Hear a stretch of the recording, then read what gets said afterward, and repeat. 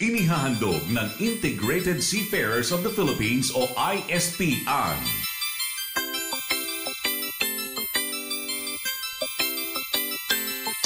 Iba't ibang kwento ng sakripisyo, pag-asa at tagumpay.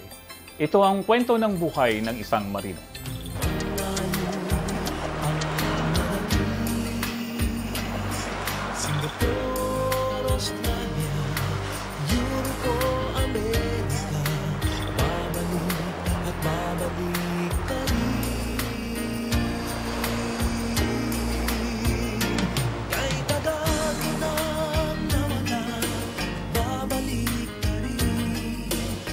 Handog ng ISP, gabay ng pamilyang marino. Tunghayan natin ang kwento ng isang dating basurero at kargador ng tubig sa Tondo. Nagsumikap na makaahon sa hirap sa pamamagitan ng pagbabarko. Nagpundar ng sariling negosyo, katulong ang asawa at ngayoy may matatag ng kabuhayan. Siya si Chiefmate Rene Sanggalang.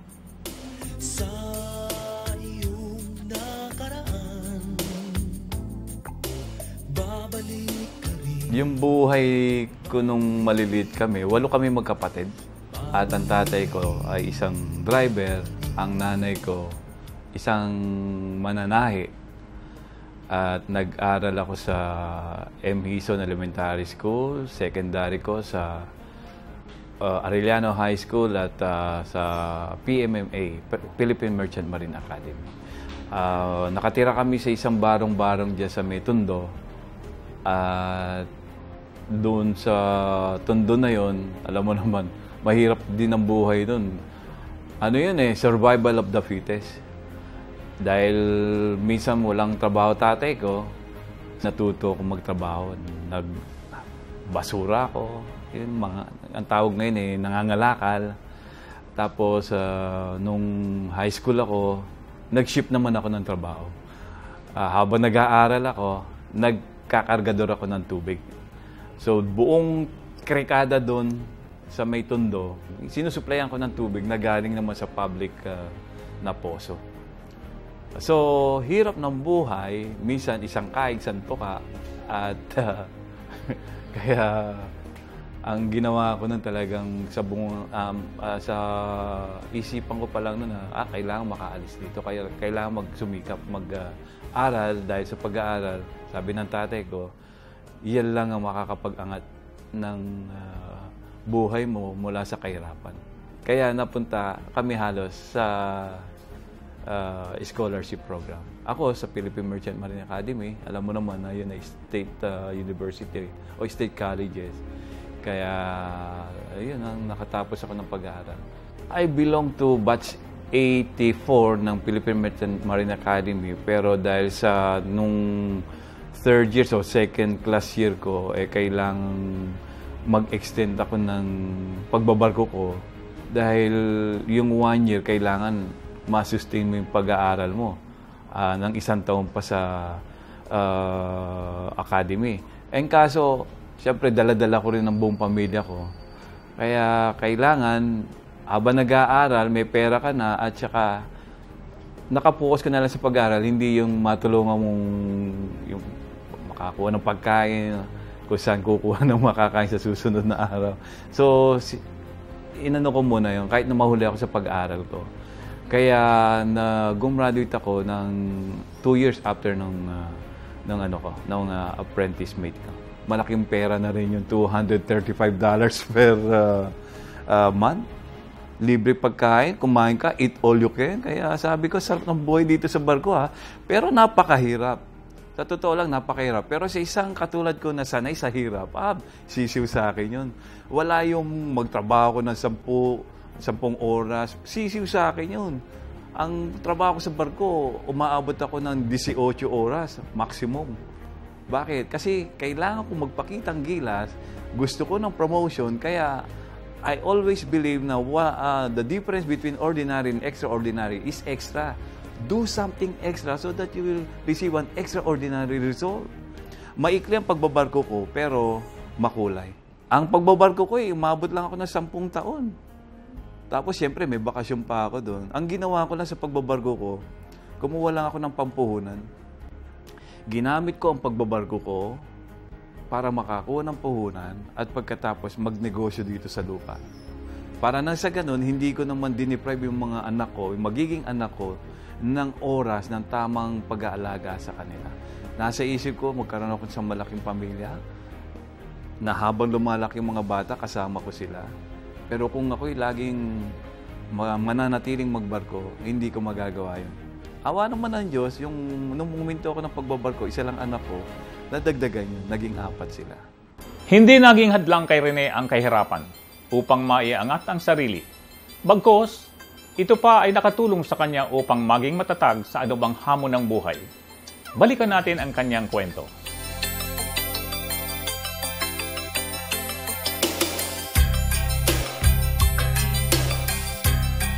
Gusto ko nung pinakabatang kapitan o the first captain sa batch ko eh.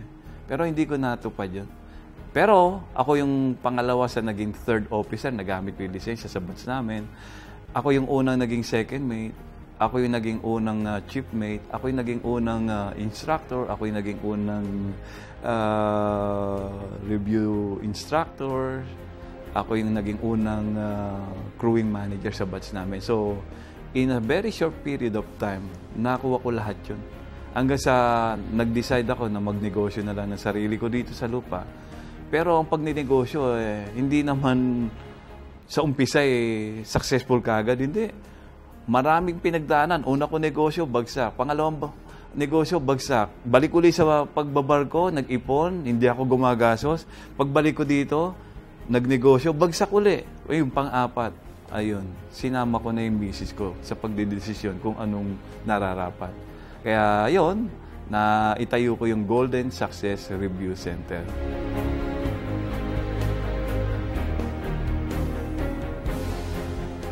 Sabi ko sa kanya, ako talaga gusto ko nang makasama yung pamilya ko. So, sabi ko, try ko yung magnegosyo tayo dito sa lupa. Yung una, yung first 3, hindi ako naggano sa kanya. Hindi ako nag-consult eh. Pero yung pang-4, kinonsulta ko na siya. At sabi ko, kung kaya mo mag-gamble tayo, yung naipon ko dito, tataya ko na uli dito sa negosyo. Tulungan mo ko. Sabi niya, negosyo ka ng negosyo, hindi naman related sa profession mo. Then magnegosyo ka ng related sa profession mo. Para na sa ganun, ikaw mismo mag-aasikaso, hindi mo pinapasikaso sa iba. So, on that basis, sabi ko, pagka pala sinama mo yung asawa mo, yung pamilya mo, sa lahat ng desisyon, magtatagumpay ka.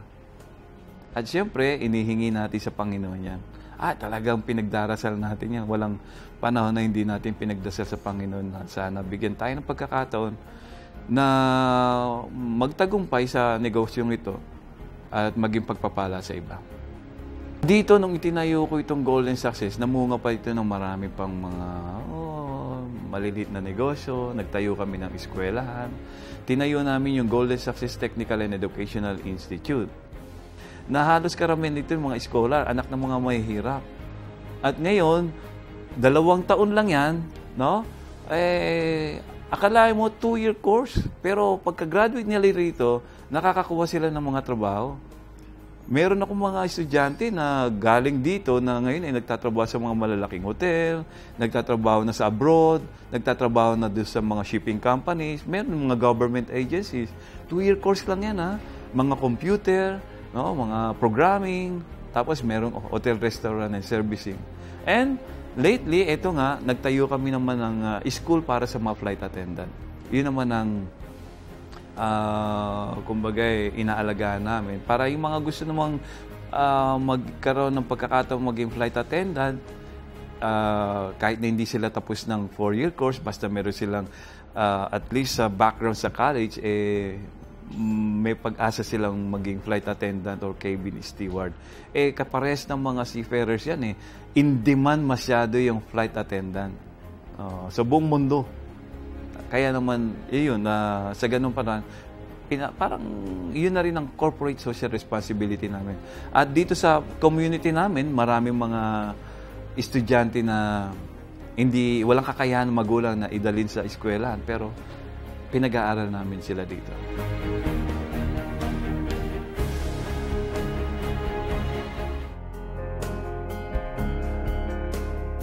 Siguro, ang masasabi kong pinakatagumpay ko dito yung mapalaki ko yung mga anak ko na kasama, kapiling ako na bihira sa mga seafarers na nasa oras ng pangangailangan nila ng presence ng magulang, nandyan ako. At the same time, dito sa pagtatagumpay namin dito sa Golden Success, sa Exact, marami kaming natutulungan ng mga empleyado na naging pagpapala sa kanila itong kumpanyang ito. At siyempre, napapalaganap din namin yung quality review, quality training sa mga kapwa seafarers. Kaya, yun ang malaking achievement siguro. Plus, marami kami mga natutulungan din na mga mahihirap na mga kabataan, pero meron silang kakayahan, metalino, yun nga lang, finances lang. So, yun ang siguro masasabi nating achievement.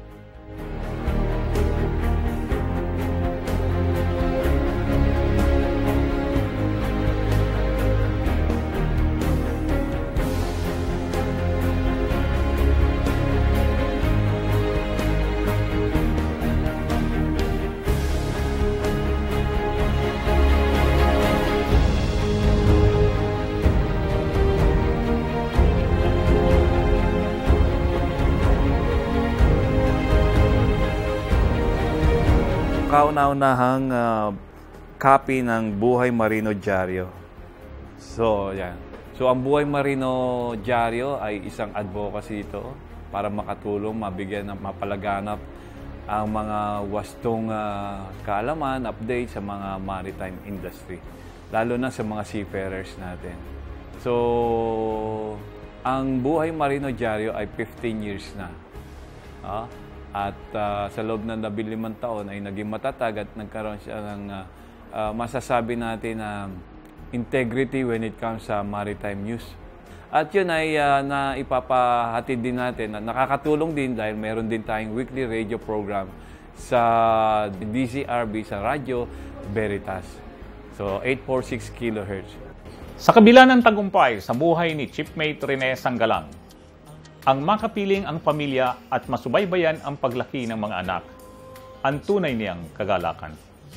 Sa susunod, ibabahagi namin ang iba pang kwentong kapupulutan ng aral at inspirasyon dito lamang sa ISP, Gabay ng Pamilyang Marino.